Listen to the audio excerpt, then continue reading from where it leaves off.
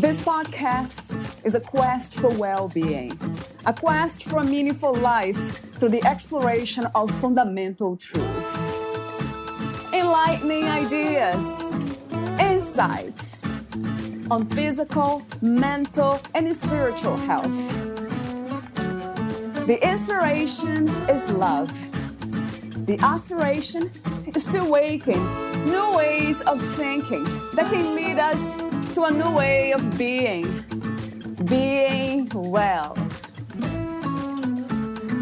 Welcome to Body, Mind, and Soul Healing Conversations.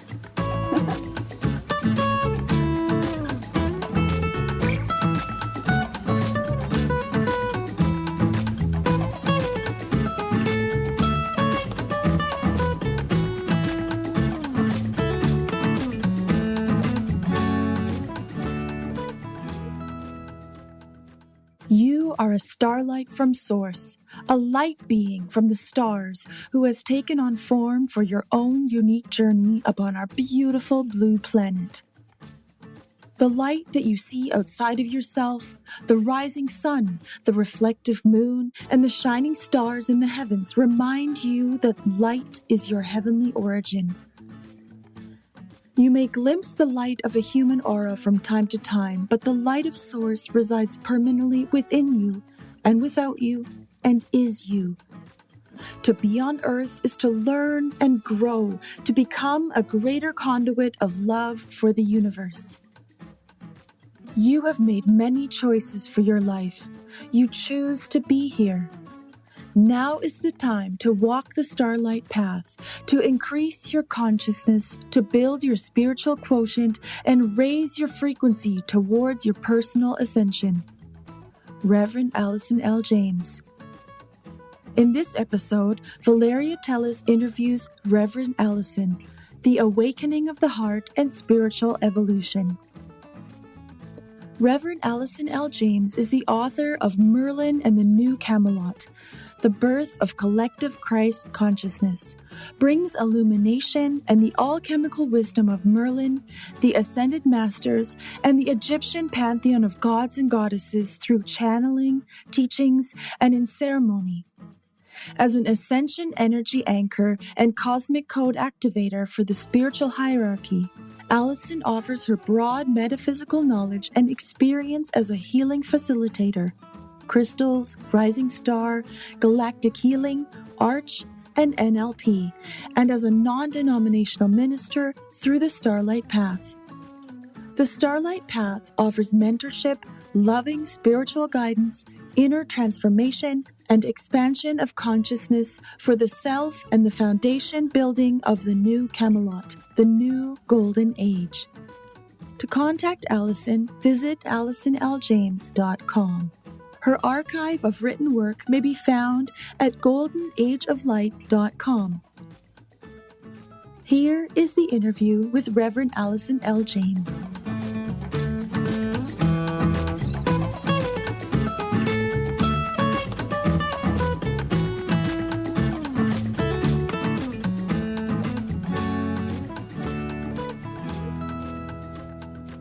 In your own words, who is Reverend Alison L. James? I'm a non-denominational minister, and I have been following my spiritual path for probably 25 to 30 years. So everything that I have learned and I work with is to follow my spiritual path as I'm guided by spirit. Wow. A question comes to mind. What is the spirit?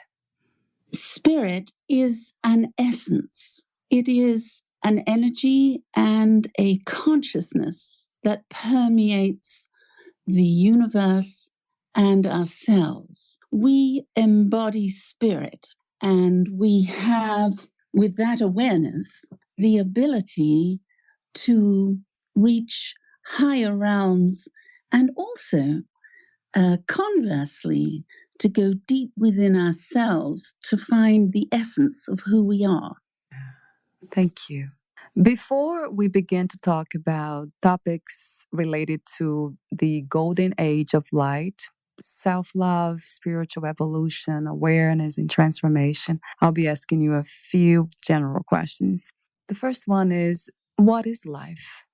Ah, such a good question. Life, as we often say in the human realm, is what you make it. But actually, life is a gift because we are given this spirit and a soul that comes to inhabit our bodies, our temple that carries us through life. So, life is the embodiment of all that God has given us. Right. What is the difference between spirituality and religion? I'm so glad you asked that question. I've asked that all the time. For those who have read my book, Merlin and the New Camelot, I discuss the major religions and how they have come throughout our history at certain times, bringing us information, and each religion has built upon the previous one. So the overall picture of religion is that it's given us the principles and the tenets that we live by. So the difference with spirituality is that spirituality is intrinsically within us. It's not something that's been given to us by dogma or creed. We may grow up with a religion, and that's fine. And we learn certain principles and right ways of being and living. That is a transition point that is given us so that when we realize that the religions of the world bring us so much and together they show us many paths to source, but the spirituality speaks to our being. It speaks to who we are in our essence, as well as to where we can go. So with spirit, there's no limit. With religion, there are certain limitations or beliefs that have been set in place. Perhaps they'll evolve further. I think some of them are, but essentially, when we embrace spirituality, the expansion is exponential. There are no limits. That makes so much sense. I guess my next question relates to the difference between intuition and beliefs. When we are working with our intuition, we start working with our feminine aspect and we receive certain ideas and certain guidance, even energies.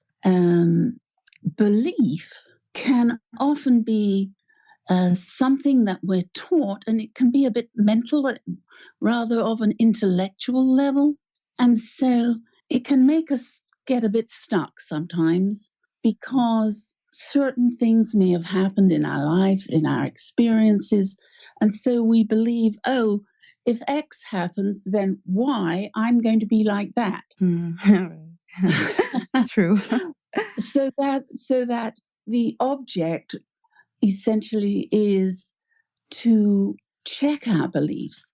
And if we are finding that we are reacting in a certain way or meeting the same problem over and over again, it's our beliefs that are guiding us. And they can be quite subconscious. They're not always top of mind. So we have to be willing to have a look and see where our beliefs are landing us. Right. That's so interesting that you connect intuition to the feminine energies. I never heard of that before. What is the world's greatest need, in your opinion? Well, it's love. A mentor of mine, Derek O'Neill of Ireland, said, love is the answer. So what's the question? What is the question? All questions. So what is the question? Everything brings us back to love. Everything comes from love. Everything is based in love. If we could just accept that, our lives would change. Wow. I love that. Talking about love. So love answers all questions, right? What is love to you, Alison? Love to me is not an outside impression. It's not a mental exercise. Love is an energy. And it's very important that we realize this because we talk about love all the time, and it's sort of, the word is thrown around, but love really is an energy. So when we understand that, we can think about the energies that we hold. We can send energies to people. We can receive energies. It's not just something that goes on in our mind. It's something that's based in the heart. And while there is a wisdom in the heart, it is still an energy, a force, if you like, that we can radiate out to others, or hold within ourselves, or change the world with the love that we send to it in group or worldwide meditations. So it is something that we may select with our mind where we want to send it, but it is an energy. Right. What do you think is the purpose of life? Well, it is quite grand. We might not always think that, but it is grand. For me, I would say life is to be guided by spirit. But there's an additional part to it, and that is that we come to Earth to learn. It's not just for our entertainment.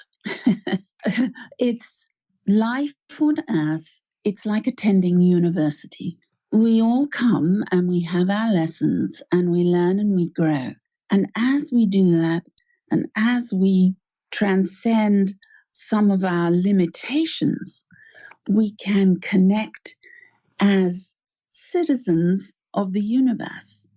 In other words, we might come here for the lessons, but those lessons prepare us for a life and a way of being that transcends being here.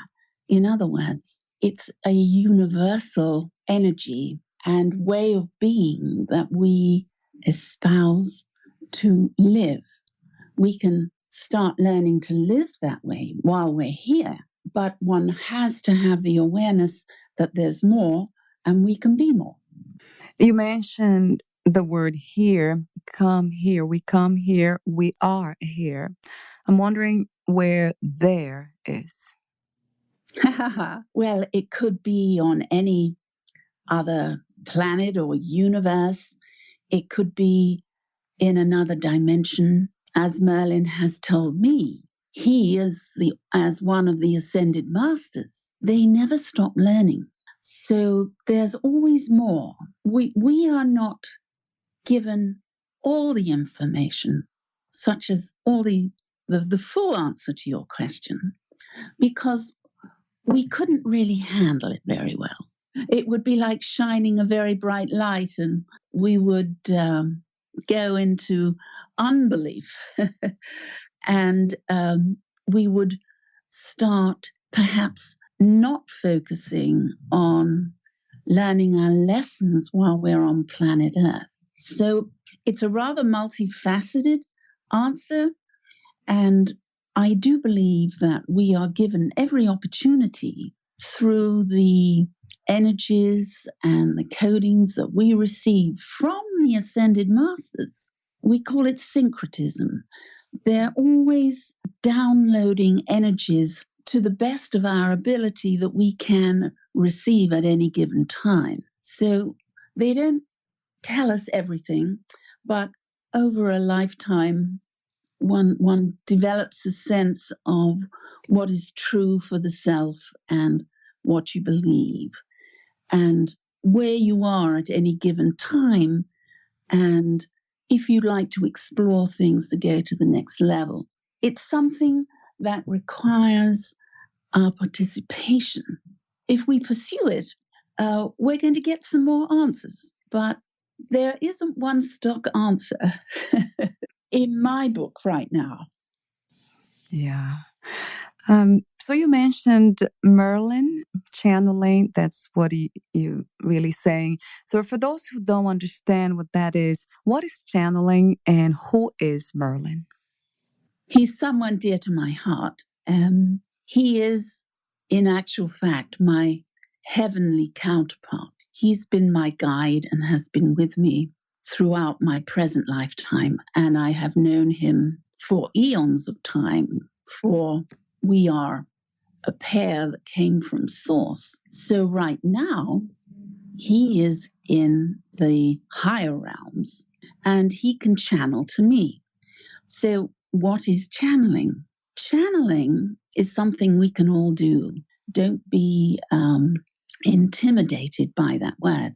We're all channeling all the time. When we have ideas, we're painting, we're writing, or whatever we might be doing. So channeling, which is a conscious action on my part, for example, means that I become totally still and I allow myself to receive. That's that feminine aspect of being. That's like intuition. I allow that energy and that word and even the presence to come through me. So let me just give you a word from Merlin right now. Hello, dear listeners. This is Master Merlin. I and my human counterpart, Alison, are pleased to be able to communicate things, information, knowledge of spirit, and you may reach me to answer your deeper personal questions.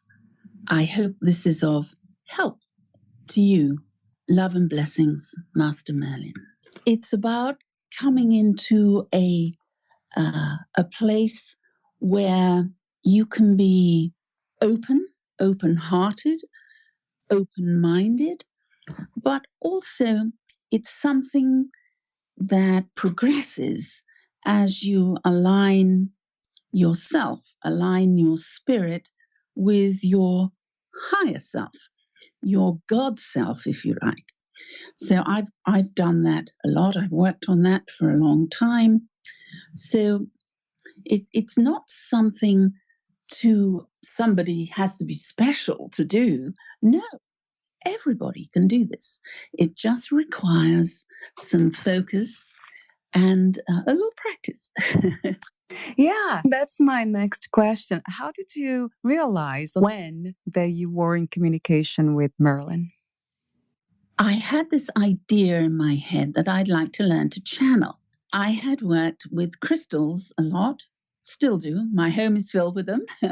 And they enhance your energy field and also help to clear and cleanse your energetic vibration. So once this started happening, I had realized through regular channelings that I used to attend that all of these amazing beings, from Benjamin Franklin to Coco Chanel to Archangel Michael, you name it. I mean, I used to go to sessions where all of these beings were channeling through someone. And so I thought I would love to do this. So I took a couple of lessons, I learned to focus, and Merlin showed up. When you say learn to focus, that meditation? Yes, exactly. And it's really learning to be still so that you can hear. it's not through your ears. It's it's internal, and their process, the ascended masters, how they come to you. It's still a little bit of a magical thing, but when you first start, you start wondering, oh, am I really hearing that? Or is that me? But they speak through your mind. They speak through your system, your whole energetic system. So one is able to receive it. It's quite marvelous.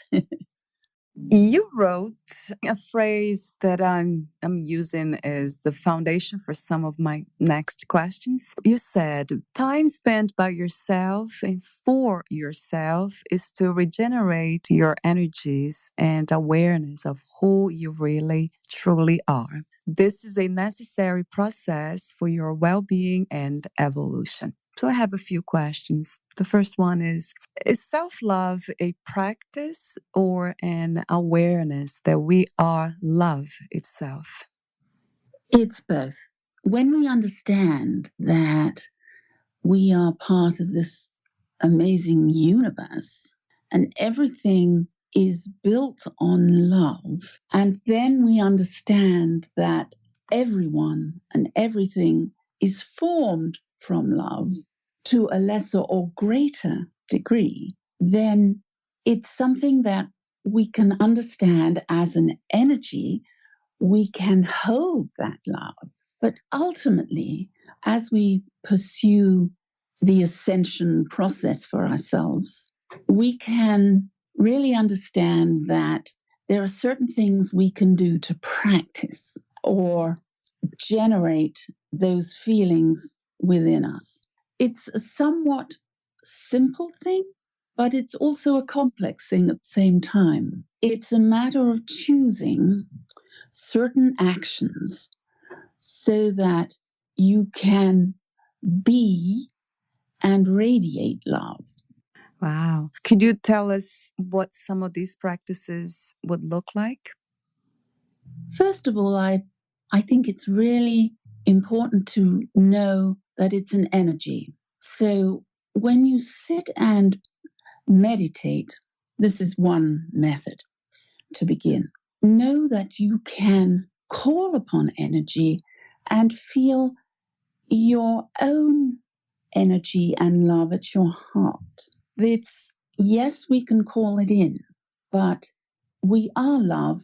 We just want to learn how to amplify it. And that is achieved by the second step, which is actually opening our hearts. Our hearts are going to open more as we focus on various healing modalities and other practices so that we can transmute energies, release energies. You can think of it as you wouldn't put new wine into an old skin, right? We all know that phrase, but we are constantly receiving the consciousness of love. And we might have situations where things come up for us, and it can be painful, it can be challenging, it can be difficult.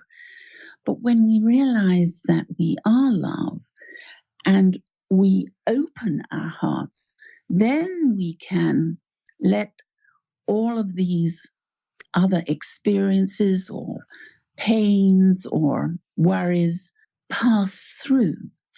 In other words, when we feel all of these challenges inwardly and we are upset, we need to realize that they're not the truth of us.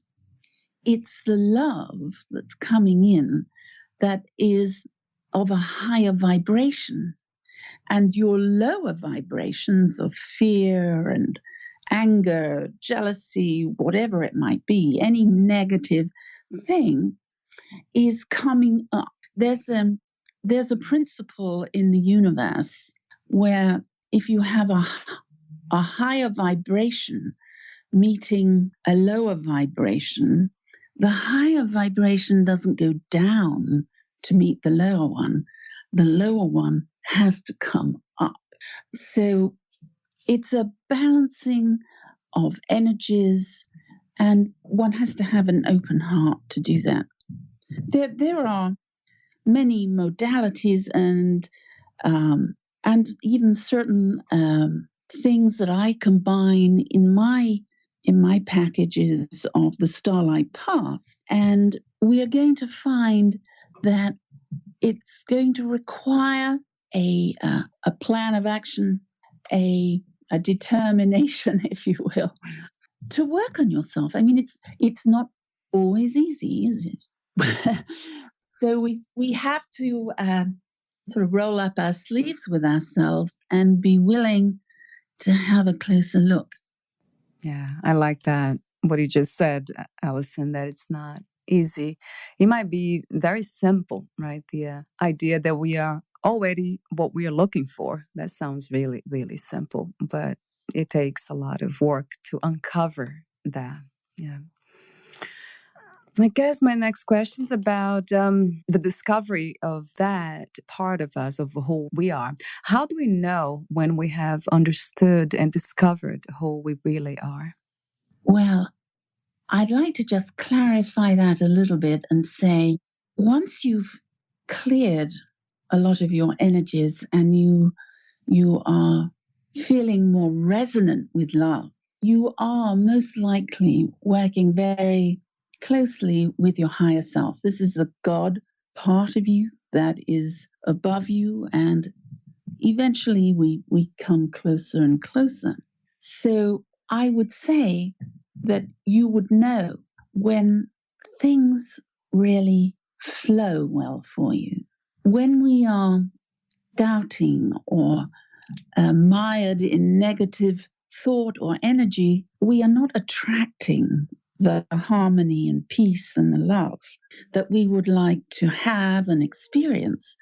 So the more we work on becoming more harmonious, we can attract to us a greater level of peace, and things will just flow much more easily.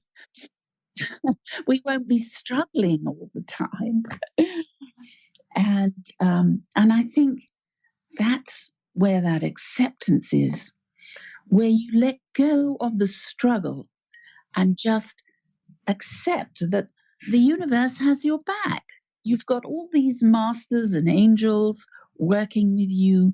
You're being downloaded with all this love and guidance and wisdom. And then if you choose to pursue the path, well, doors are going to start flying open. And you're going to realize the synchronicity is happening. It comes in small ways.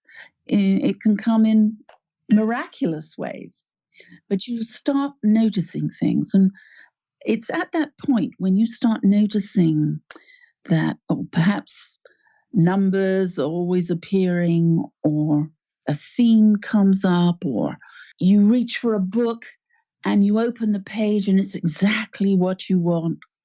All these little things, all of these synchronicities start happening all the time. And I think once you become a little more open to receiving them, they'll show up and you'll suddenly look back and realize, oh my goodness, why didn't I see this before? And so that's the evolution as our hearts open to more of what the universe has to offer us. Right. We can see clearly. Yeah. Talk to me about the Christ consciousness. But before that, can you please tell me what is the mind and what are thoughts? It's easy to confuse the mind. We know that as we evolve, we can tune into the Christ mind or universal mind. We have a mind which is an energetic force. It's not the brain per se, although the brain is a miraculous organ which is helping you understand so much. But the mind is intellectual aspect of being. And thoughts? And thoughts, it's very interesting because when one discusses channeling, you're receiving thoughts. But I might be having my own thoughts as well. Thoughts are something that's carried through the universe. So when we think about something that we like, and we have thoughts about it, those are our thoughts. But when we tune into the universal mind, we can start receiving thoughts and ideas, energies, concepts that aren't intrinsically created by ourselves.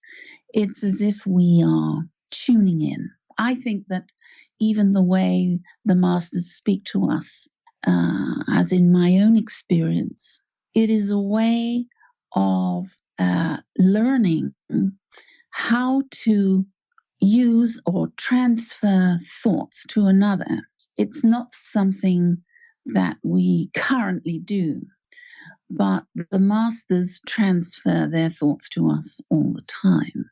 And they can read our thoughts. So thoughts can move in a type of relay. Sometimes you might pick up on somebody else's thoughts. You might call somebody and they say, "Oh, I was just thinking about it." We do it on some level, but when we eventually leave our physical form and go to our next life, our next level of existence, we won't have that brain. We will have our mind, and we will be able to transfer our thoughts from our mind, and the brain will be gone. Yeah, that's for sure. It's going to happen to all of us one of these days, right, Alison? That's right. And so learning to channel and learning to receive thoughts, and especially in that silence, the silence of your own being, is going to be a wonderful practice for when we go to the next life. Yeah, sometimes it's interesting to believe in a separate mind. It seems like there's just one mind. That's where the Christ consciousness, isn't it what this is about? I'm not sure. That was one of my questions, actually. Well, yes, you have hit upon the essence of where I think we're all going in our ascension process. And that is to develop that Christ mind or Christ consciousness. It already exists. It is. We are a part of it. But yet in our humanness, because we're always looking outside of ourselves instead of going inward, all of those things outside of us distract us. And ultimately, we have the blueprint. We have everything we need, even within the physical form as well, to develop the Christ consciousness we seek. And it's interesting that, and perhaps I just should explain vis-a-vis your question earlier about religion and spirituality. When Christ, Jesus, the Christ, came, he came with a message of love. I call him the avatar of love. And so that's our topic today. And he didn't come to start a religion. Of course, a religion began and spread. But, and that's not a bad thing. But the principles he was espousing, predominantly love at that point in time, as well as many others. I don't want to belittle the others, but we are learning to become love. When we can become love, we will be well on our way to being citizens within the universe who that are perhaps ascended masters or learning to be masters, and we are learning to govern our thoughts and to be and practice the energy of love. So Christ consciousness is not just about Jesus, but he brought the awareness to us. That was our gift from him. He brought many other things.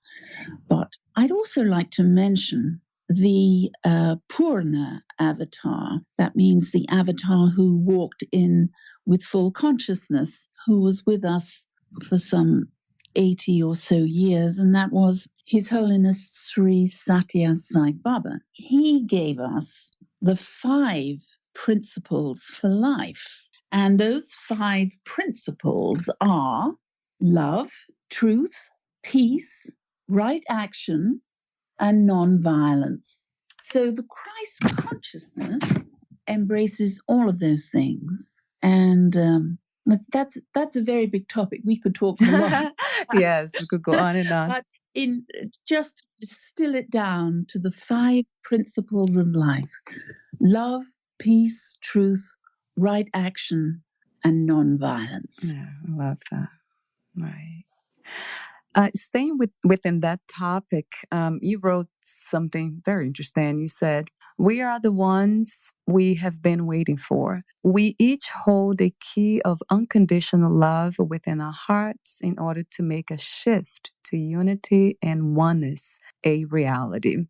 Speaking of getting to that point of full consciousness of becoming realized, what would this relative reality look like if all of us become self-realized? Would that end all conflicts? Well, that's a very interesting question. It's one that I have asked myself. And yes, we will become part of the golden age in the event we reach that pinnacle. Who knows when that will come about? The interesting opposing force for that is that on Earth, we have to have the duality occurring in order for us to have our lessons. So if we eliminated the need for it, well, I don't quite know what would the Earth look like, except I think we'd all be very happy. True. And I think we'd all be floating around. Perhaps we'd be sent somewhere else where we could take acquired level of consciousness to those who needed it, and perhaps Earth will continue with duality so that others will continue to come. When and how, I don't have the answer to that. But with my website, Golden Age of Light, I have always been working towards helping others achieve a level of consciousness and love as best as they are able, even as I continue to work on that for myself. It is an ongoing process, and I'm sure only God knows the answer to that. It's it's part of its divine plans. I create it, but we're all participating. That's the mystery, and it's beautiful too, isn't it? Not knowing it. That means faith and trust. I love that too. Talk to me about the 6th and 7th rays and also the new violet flame. Okay, thank you. I would love to just talk briefly about the 6th ray. The 6th ray has had a focus. It was brought in around the birth time of Jesus. And it is a ray. There are many rays within the universe, but the 6th ray focuses on the consciousness of faith, idealism, the brotherhood of man, and devotion. These energies are sort of work together. I should explain that many years ago, I was in Chichen Itza in Mexico, and somebody showed me this amazing photograph, and it showed a violet ray, and this photographer blew up this ray, and within it, you could see this angelic writing. It was quite extraordinary. So you could see within the ray itself the consciousness. It was captured on film. The sixth ray captured and brought to mankind that faith and love. It formed the basis for the next ray that was to come, and which we are receiving now, which is the seventh ray, the violet ray. This ray is all about freedom. It's about alchemy, justice, and the violet flame, which has been brought to mankind to utilize, is part of this violet ray. Well, the flame generates the ray in actual fact on another planet. But the violet flame is an energy which we can individually call upon to bring about those principles I just mentioned: freedom, alchemy, and justice. And so the violet flame, it's quite extraordinary. One just has to imagine, if you can't physically see it, not everyone can see the rays, but if you are proactive for yourself, you can call upon the violet ray to transform all that you are, all the things that you'd like to move past, to let go of. But there's something really important that I'd like to say about the violet flame, and that is that we used to think that we would call upon the violet flame and say, oh, I don't want this anger anymore, I don't want this, and you have a lot of judgment about it. And you say, okay, let this go now. We need to bring love into the equation. And we do that. And so we give thanks now for all of those things that we'd like to transform or transmute, to turn into another energy. So we say, oh, I give thanks for all that anger I had. And what would I like to do with that? Well, I'd like to create more joy for myself. So we give thanks for the energy, and then we choose what we'd like to do with that energy. So it's about being thankful, proactive, and then coming back to love so that you will create something positive with it. You're not going to create something negative. So that action and then the end result is going to free you from a lot of hindrances or false beliefs and bring about a new balance and a sense of wellness and a sense that you are really connected to that divine mind, and that divine mind is serving you, that you're part of the universe and the universe is supporting you.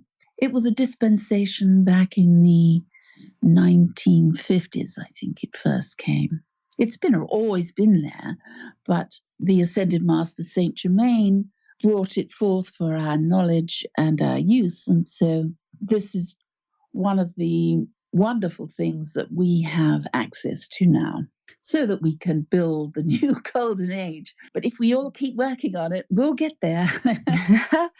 True. I love this idea of that we can all invite these divine energies into our lives and transform our lives first, and then the lives of others, and then life itself. Would you like to say anything before I begin asking you my last questions, Alison? What I'd like to say is, don't be overwhelmed. Start exactly where you are and just allow yourself to go at your own pace. You don't have to fit in with anyone. It's not a race. It's an opportunity to evolve and grow spiritually. And I'm certainly here to help if you'd like to reach out to me. It sounds great. Thank you.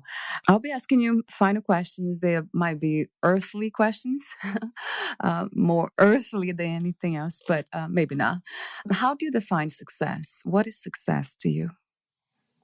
we have a rather human idea of what success is. Perhaps you think you're successful when you've bought a house, got a car, made so much money, and you think you reached a certain status. But to me, that's not what success is. Success is finding true inner happiness when you feel that comfort in your own skin because you know who you are and you have a sense of your place in the universe somehow. Wow, I love that. What was the hardest lesson to learn about yourself and life? I think I'm still learning it. Tell me about it. I think one of the things we tend to do as humans is to want to control. We see how things may manifest externally, and we want to create this or have that. And we might plan to do certain things, and that's all very good. But there's a phrase that man plans and God laughs. Yeah. So I think sometimes we might hold on too tightly to something. So if you squeeze water in the palm of your hand, you know it's going to fly out. The idea is to be, or the ideal is to be able to be flexible, not be so sold on how things have to be. Because sometimes you may have in your head some idea, but when you get there, you say, oh my goodness, what was I thinking? I don't like this at all. Merlin always taught me, you must ask yourself, how do I feel about this? Just let go of that tight grip.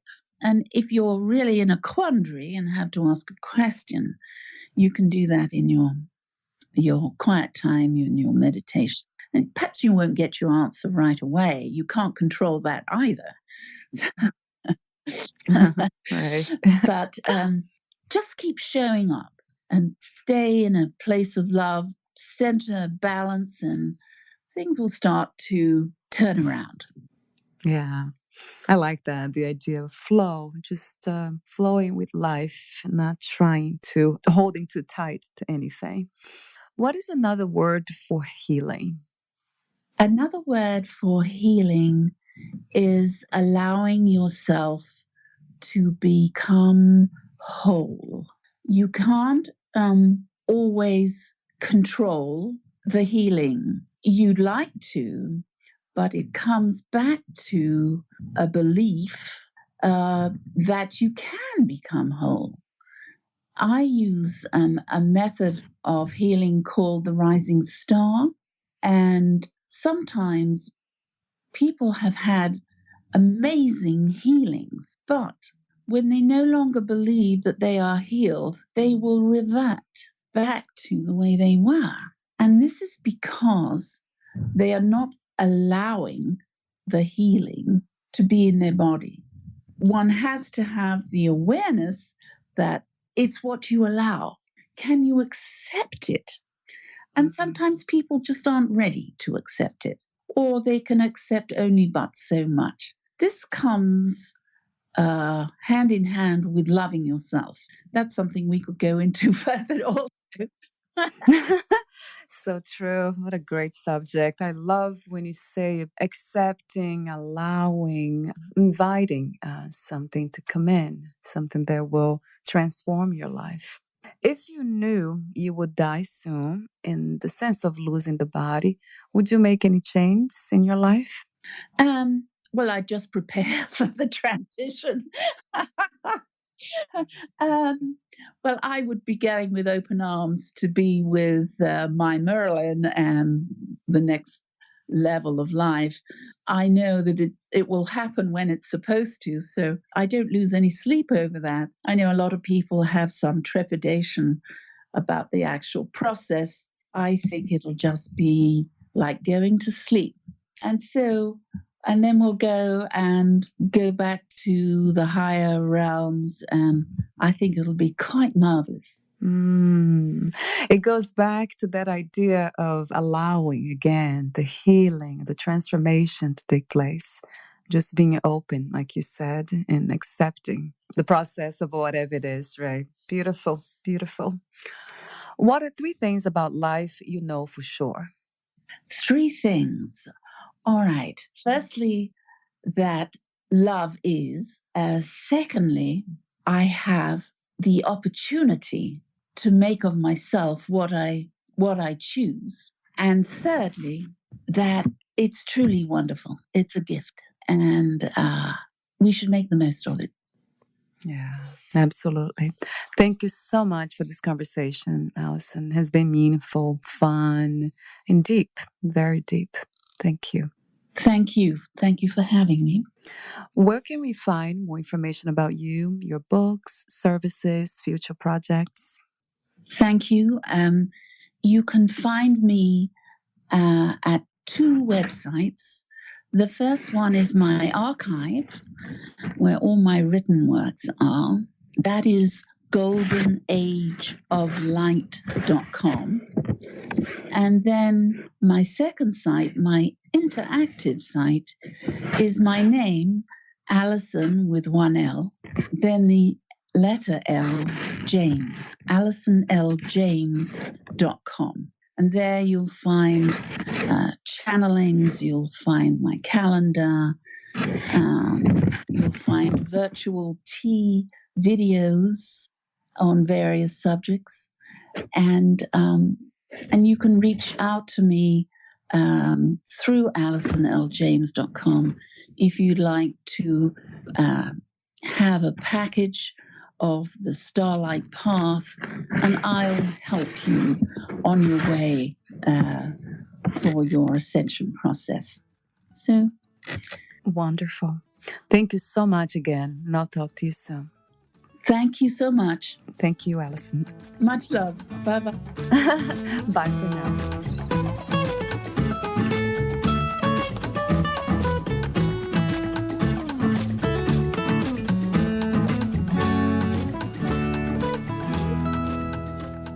Thank you for listening. To learn more about Reverend Alison L. James, please visit her website, AlisonLJames.com.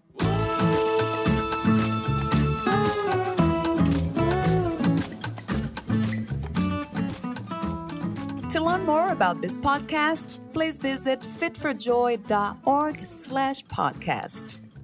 I want to thank the Patreon members, Lawrence McGrath, Mark Basden, Terry Clayton, and Aidan Vickrock. Thank you again for listening, and bye for now.